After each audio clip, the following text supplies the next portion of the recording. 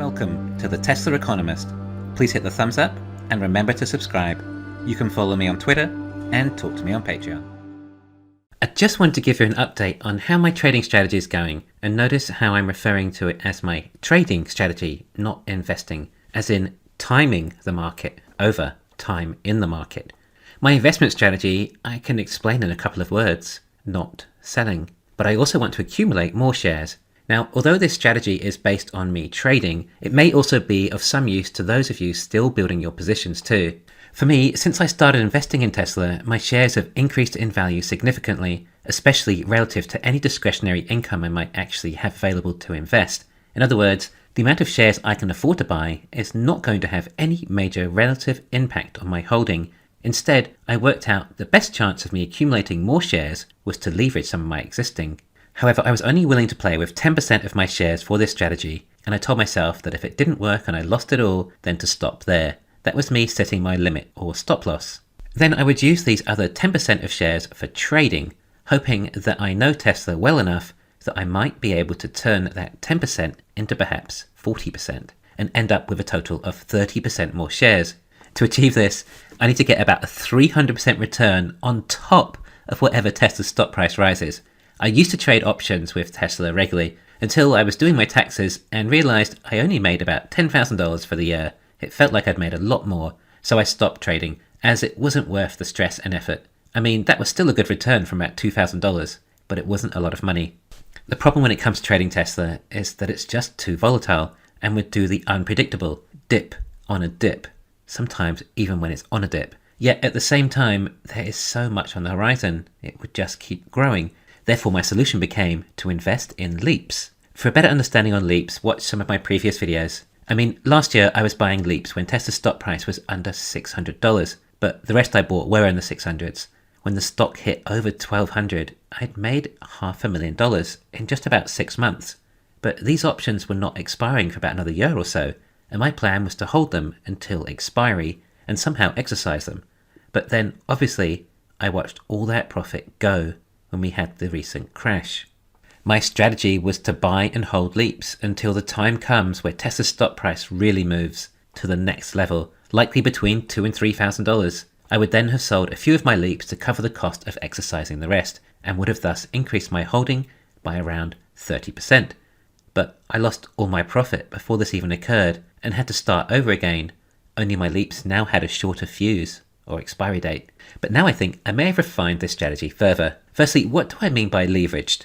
Well, look at it like this. You could buy 25 or 30 shares or one leaps contract, which will have 100 stocks in the contract. So if Tesla's stock price increased $1,000, the options contract would increase about $100,000, but your stock would have only increased $25,000. Okay, I'm not including the premium or the time decay of the option, but you get the rough idea.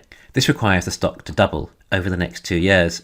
But going back to first principles thinking for investing, what am I trying to accomplish here? Holding options when the stock finally makes its next jump to its new pricing.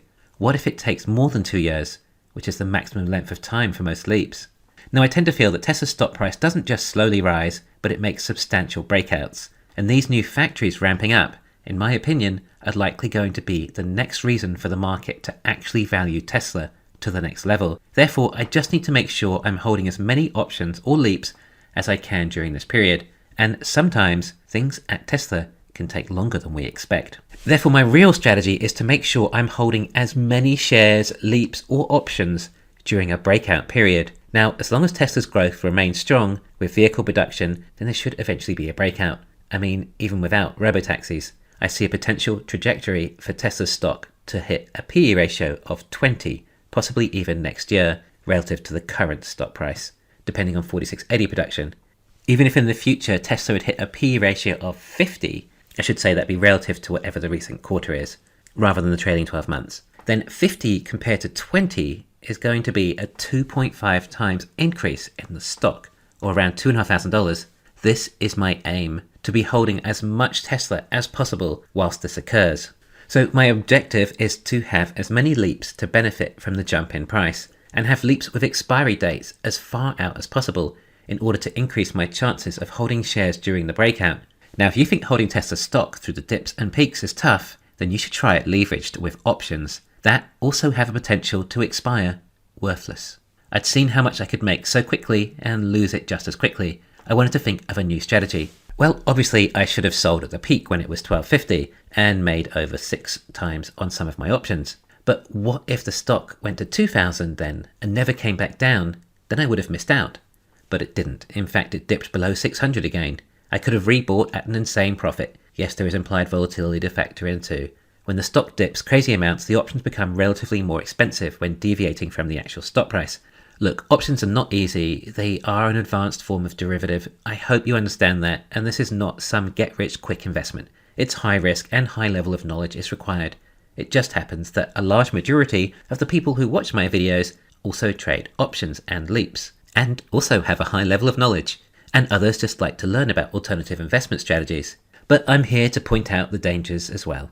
My new strategy then is to sell when we hit these highs, but only sell a fraction of my leaps, perhaps 1 or 2, depending on what I feel the market is doing, or 10 to 20% of my options holding. Sell them if they are up, and likely up 3 or 4 times or more, which is a great return. I will then bank these funds and wait for the dip. You ever heard the term in investing talking about the smart money, the contrarian investors, the bottom feeders of when there is blood in the streets?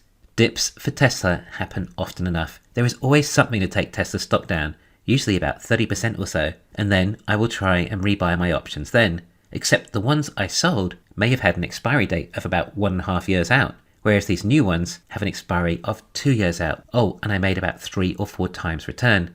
I could afford 3 times as many options with a longer expiry date. Rinse and repeat. Therefore, although I'm not trading my entire leaps portfolio on the dips and peaks, I am at least trading some of it, and as it is so leveraged, it has a big effect. In fact, this is how I used to trade options. I would wait and wait for something really to affect the stock price and then buy, except sometimes the bleeding just didn't stop in time before the options expired. But the expiry dates I'm buying now should cover until the new factories are ramped. I mean, surely it's unlikely the market has not reacted to that full potential. What about when we finally have this big breakout? Well, perhaps I'm controlling about 50% more shares due to my options. If the stock price enters the 2000s, then that's 50% more I profit. I believe then I should be able to sell 40% of my leaps. That gives me enough to exercise the other 60% into shares, thus resulting in me having about 30% more shares. I think the trick to this strategy is patience. It may very well take as long as 2025 to reach my desired target, and then I'll be very content with the number of shares I have. And then if the stock price starts playing up again, well, I can always sell some shares and buy options again. I actually did just trade some recently when the stock price was dropping to around $10.50. This was around Cyber Rodeo time. I was actually quite frustrated to make $500,000 and then lose it, and then see most of it return only to start losing it again. I was worried it could drop further, especially with what was happening in China and inflation. I actually took a risk and sold half my options. It was on Friday. I then had the weekend to stress and think about what I'd just done.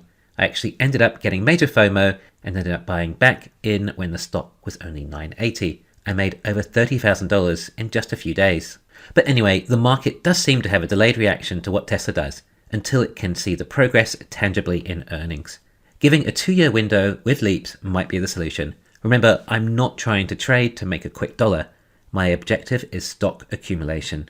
I don't tell you these things to copy me. I just let you know what I'm doing to help you get ideas for yourself. What works for me might not work for you, but I know a lot of you do similar things, and I appreciate you sharing them with me too. This is the level of risk I am willing to accept. It might be too averse for some of you and not others. Either way, I think it's important for you to set your own strategy and goals for investing in Tesla. Copying someone else's strategy is no strategy at all. Thanks for listening. Please hit the thumbs up and subscribe. You can follow me on Twitter and talk to me on Patreon.